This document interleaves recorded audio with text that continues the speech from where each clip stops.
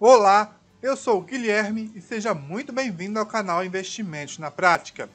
E neste vídeo nós iremos falar sobre os bancos e banking, atualidades, tendências, desafios, a parte de internet, mobile e open banking e também as fintechs, startups e big techs. Então, antes de começar, curta este vídeo, inscreva-se no canal e fique comigo até o final deste vídeo para saber todas as atualidades e todas as definições envolvendo o mundo bancário. Então, vamos lá!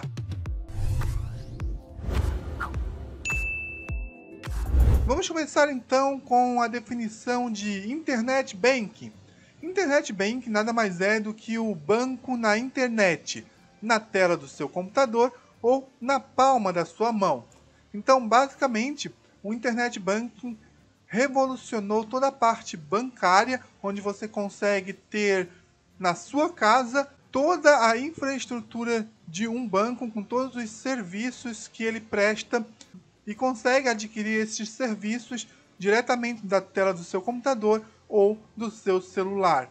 Alguns serviços disponíveis aí que você não precisa ir numa agência, por exemplo, são os pagamentos, as transferências, tanto nacionais quanto internacionais. Você também consegue fazer licenciamento de veículos e pagamento de multas. Você consegue recarregar o seu celular. Você consegue aplicar em investimentos. Você também consegue consultar o seu saldo e realizar, então, toda a tratativa do seu extrato bancário. E também você consegue solicitar produtos financeiros, como, por exemplo, empréstimo, cartões de crédito, cheque, tudo a partir da sua casa, do seu computador ou do seu celular. E aí, nós entramos no Mobile Banking. O Mobile Banking são basicamente os aplicativos em celulares, tablets, também em relógios e em dispositivos em geral, onde você consegue fazer toda a parte que você faz em uma agência física, por exemplo, você consegue fazer diretamente do seu dispositivo em casa sem nenhuma dificuldade. Então, essa parte de mobile banking basicamente é a internet banking em diversos aplicativos na sua casa. E nós temos também o open banking. O open banking nada mais é do que um sistema bancário aberto, onde você dá aos bancos uma liberdade de informações, onde eles podem compartilhar essas informações para proporcionar a você melhores produtos financeiros de acordo com cada banco. Explicando um pouco mais sobre o Open Banking, basicamente nós temos um banco A e um banco B. Você tem contas nesses dois bancos. E aí cada banco tem um determinado tipo de informação sua, que são dados de quanto você recebeu, quanto você transferiu, o que você fez em determinado banco. Essas informações, todos esses dados são enviados para um banco de dados que são então distribuídos para todos os bancos onde você tem conta ou pretende abrir uma conta. E aí, esses bancos criam determinados produtos e serviços de acordo com as suas características e entram em contato com você para então proporcionar esses produtos e serviços totalmente personalizado para você. Mas claro que o Open Banking ele tem que ter um aval do consumidor. Então, isso só irá acontecer com o aval do consumidor. Então, a partir do momento em que você não quer que o banco compartilhe informações com outros bancos, você está totalmente seguro dentro da legislação brasileira para então não ter as suas informações compartilhadas. Vamos entrar agora na parte das fintechs, que basicamente são empresas que utilizam tecnologia para gerar soluções inovadoras no mercado financeiro. Então é muito comum a gente ver fintechs dentro de bancos ou parceiras a bancos, porque elas geram soluções inovadoras que promovem então uma melhor performance do banco, proporcionando então soluções mais customizadas para os clientes. Nós temos também as Big Techs. As Big Techs que precisam de inovações constantes são aquelas empresas que geralmente estão atualizando produtos e dispositivos e tentam se manter relevantes e atendendo a todas as demandas do mercado, a partir então da aquisição dessas fintechs. Então, basicamente, as fintechs são aquelas que criam as soluções e as big techs têm que estar constantemente inovando a partir então de novas demandas do mercado financeiro. E nós temos uma parte separada que são as startups. As startups nada mais são do que empresas jovens com um modelo de negócio repetível e escalável em um cenário de incertezas e soluções inovadoras.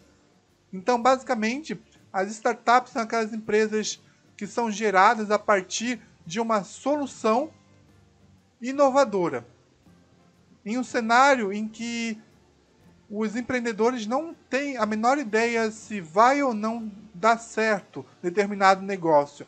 Mas mesmo assim, a startup ela entra no mercado de forma escalável, totalmente repetível, com a busca então dessas soluções inovadoras, proporcionando algo que o mercado está buscando no momento.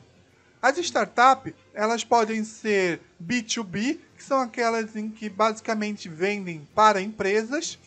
Podem ser também as B2C, que são aquelas startups que vendem diretamente para o consumidor final. E temos também outro modelo que é o B2B2C, que basicamente as startups vendem para empresas, porém elas também participam da venda para o consumidor a partir da intermediação de outra empresa. E, como nós vimos, as startups elas podem ser fintechs, healthtechs, edtechs ou lawtechs. Basicamente, as fintechs são as startups de finanças, as healthtechs são as startups de saúde, as edtechs são as startups no ramo da educação e as lawtechs são as startups no ramo jurídico, no ramo do direito. Então, alguns exemplos aí de nomenclaturas de startups. Vamos partir agora para a parte de atualidades, tendências e desafios atuais dos bancos e startups, fintechs e toda a parte do mercado financeiro. Aqui nós temos algumas notícias, então, que saíram recentemente na mídia, que nos dá uma noção de como está o cenário atual do mercado financeiro e dos bancos no Brasil. A primeira notícia é da Agência Brasil, que diz que o Brasil tem 134 milhões de usuários de internet e a maioria acessa pelo celular. Então, de 3 em cada 4 brasileiros acessam a internet e muitos deles é pelo celular. E aí nós temos alguns desafios com esse grande número de brasileiros, porque a internet ela veio tanto por bem quanto também veio por mal. Então, esse mal é que deve ser combatido. Então, por exemplo, ações maliciosas com hackers, então devem ser um dos grandes desafios nos próximos anos. Ataques cibernéticos, os comportamentos dos criminosos e também os assédios realizados de forma online e também anúncios, disseminação de informações negativas, informações erradas. Então, toda essa parte de debate de baixa qualidade e também toda a parte de informações desreguladas que nós temos na internet. Então, este é um grande desafio aí para os próximos anos. Temos também outra notícia sobre o Mobile Banking, que é utilizado para mais da metade das transações bancárias no Brasil. Aí, uma pesquisa realizada pela Febraban. Nesta pesquisa, a Febraban também disse que 25,7 bilhões de reais foram gastos em tecnologias pelos bancos. Desses 27,7 bilhões de reais, 10% foram para a cibersegurança, que é a segurança na internet.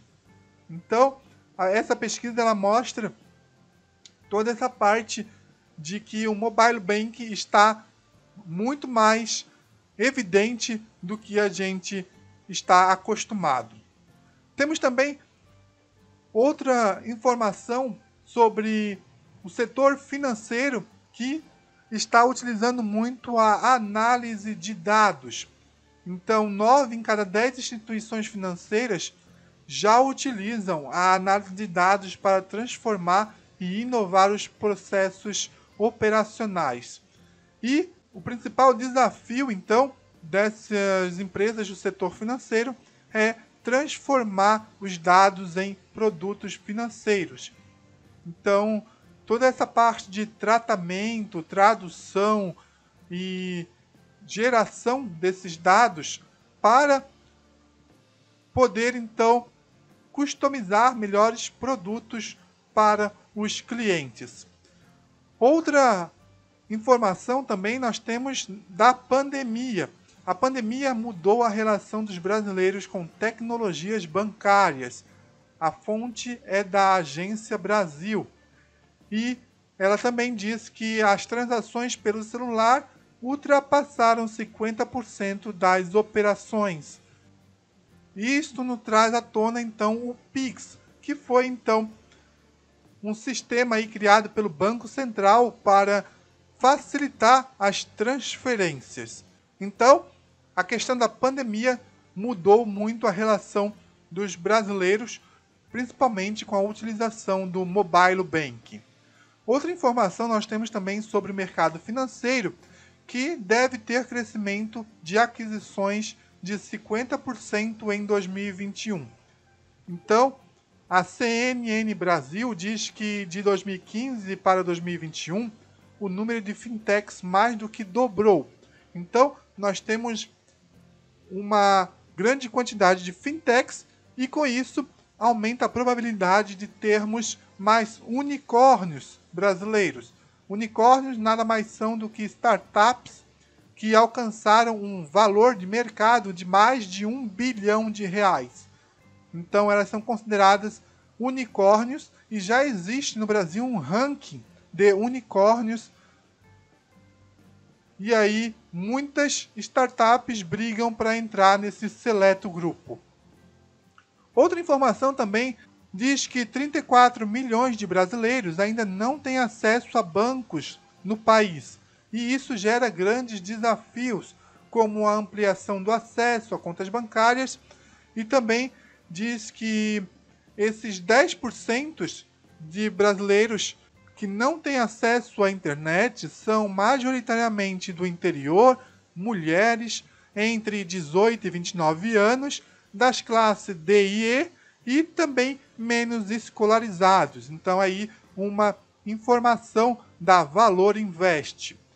Temos também informação sobre a educação financeira nas escolas, que era liderada pela AEF Brasil e encerrou as suas atividades. Aí uma notícia do Valor Invest. E aí, com o encerramento dessas atividades, o Banco Central vem com um projeto piloto que deve então assinar uma parceria com o Ministério da Educação e um acordo com a CVM, a Comissão de Valores Mobiliários, e também entrar com diversas políticas públicas e privadas para então fomentar essa parte de educação financeira nas escolas, que é muito importante aqui no Brasil, para então termos uma educação de jovens e também capacitar os professores. Bom, é isso aí. Muito mais você encontra em www.investimentosnapratica.com.br. A gente se vê nos próximos vídeos e valeu!